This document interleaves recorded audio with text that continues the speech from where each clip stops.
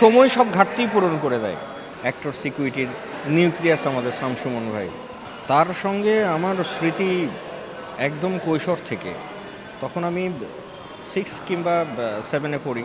হঠাৎ করে মফস্বল সংবাদে তাকে দেখলাম ঝড়ের মতো একটা চরিত্র উদয় হলো এবং মুহূর্তে একটা ম্যাজিক ঘটিয়ে ফেললো। আমার বড় ভাই তখন রাজশাহী ইউনিভার্সিটির স্টুডেন্ট ছিলেন। পাশ থেকে বলে আমাদের আমাদের আমাদের আমাদের।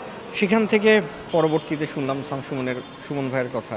শহরের সাংস্কৃতিক কর্মকাণ্ডের সঙ্গে জড়িত হতে গিয়ে শামসুমন ভাইয়ের কথা শুনলাম, মাঝে মাঝে পেতাম। তো এই বন্ডেজটা তো আত্মার বন্ডেজ। পরবর্তীতে যখন কাজ করতে ঢাকা আসলাম, ভাইয়ের সঙ্গে দেখা হলো। তখনও একটা দূরত্ব ছিল। যখন অ্যাক্টর সিকিউরিটিতে ওতপ্রোতভাবে জড়িয়ে গেলাম, তখন দেখলাম যে অ্যাক্টর সিকিউরিটির নিউক্লিয়াস আমাদের শামসুমন ভাই। ইনফ্যাক্ট আমি সাধারণ সম্পাদক, এবার যে নির্বাচিত হয়েছি, সাধারণ সম্পাদক পদে আমার দাঁড়ানোর কোনো ইচ্ছাই ছিল না। ওনার প্রেশারেই আমি দাঁড়িয়েছিলাম। উনি আমাকে বলেছিলেন যে এখন এই দুঃসময় তোমাকে লাগবে। দাঁড়ালাম।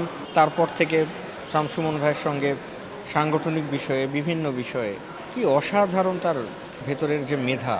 হ্যাঁ, প্রতিদিনই রাত 12টার পর তার সঙ্গে কথা হতো। 12টা 1টা 2টোর দিকে ফোন করে কি বিনয়, অপু একটু কথা বলতে পারি, তোমার কি সময় হবে? হ্যাঁ ভাই প্লিজ। চলতো 1 ঘন্টা 2 ঘন্টা, অনেক সময় ভোরও হয়ে গেছে কথা বলতে বলতে। আমি মিস করব। আমি মানুষ হিসেবে মিস করব, আমার কৈশোরের হিরোকে মিস করব, সংগঠনকে মিস করব, সংগঠনের একজন শামসুমনকে মিস করব, এবং সাধারণ সম্পাদক হিসেবে আমি মিস করব আমার সহসভাপতিকে। যেখানেই থাকুন সুমন ভাই, অনেক ভালো থাকুন, যেভাবে আমাদেরকে ভালো রেখেছেন উনি।